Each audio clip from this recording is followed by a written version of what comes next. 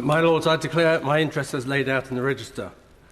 I stand in agreement with the arguments already made regarding the domestic constitutional, international standing and human rights concerns surrounding this bill, and echo the belief that we should not outsource our moral and legal responsibilities to refugees and asylum seekers. However, today I hope to bring some insight to this debate through my own experience of Rwanda. Rwanda is a country that I love. It is a country I've travelled to on 20 occasions since 1997.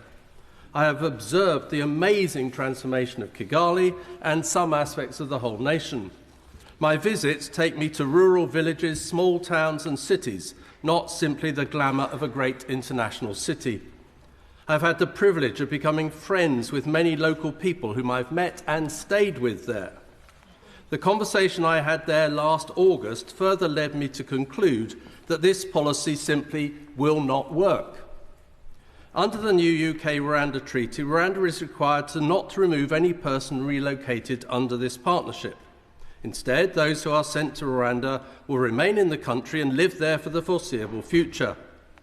But I ask the Minister, is Rwanda truly capable of delivering the support and opportunities that are required for each of these refugees and asylum seekers to rebuild their lives? Can Rwanda offer enough employment opportunities for them to provide for themselves when many of their young people are leaving because there are no jobs?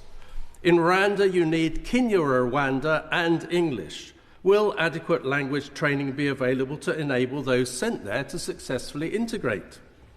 Locally also, Kigali residents know where a few hundred might be initially housed. They offered to take me to see it, but seriously wonder how thousands would or even could be received with dignity.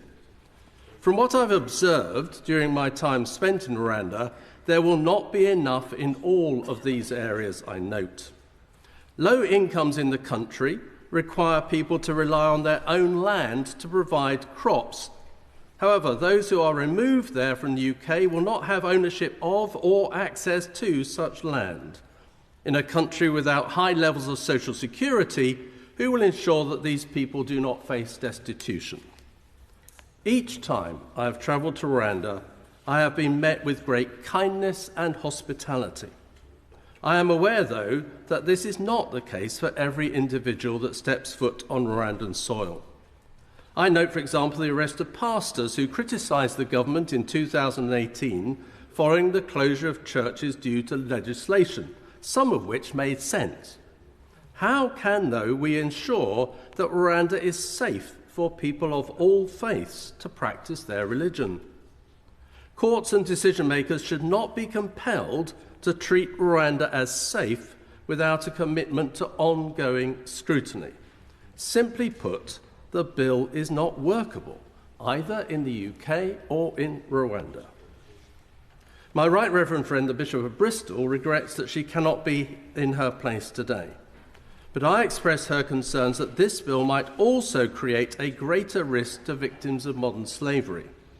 There is reason to be sceptical that survivors will be as safe in Rwanda as they would be in the UK. According to the 2023 Global Slavery Index, prevalence of modern slavery in Rwanda is more than twice as high in the UK, and Rwanda is not a signatory to ECAT. I further worry that this legislation will apply to people who have been receiving support from the UK's national referral mechanism for some time. Could this support be replicated to the same quality in Rwanda? And what would be the impact of removal of any such people on their physical and mental health? My Right Reverend friend, the Bishop of Bristol, will seek to pursue this issue at committee stage. My Lords, we are speaking of some of the most vulnerable people, many of whom have experienced the devastation of war and conflict, leaving behind their homes and livelihoods. They are human beings, each with value and deserving of dignity. We need solutions where people are provided with adequate support and opportunities to rebuild their lives. I and many others in this House have made many proposals as to how this can be done better. I am afraid this bill will not achieve it.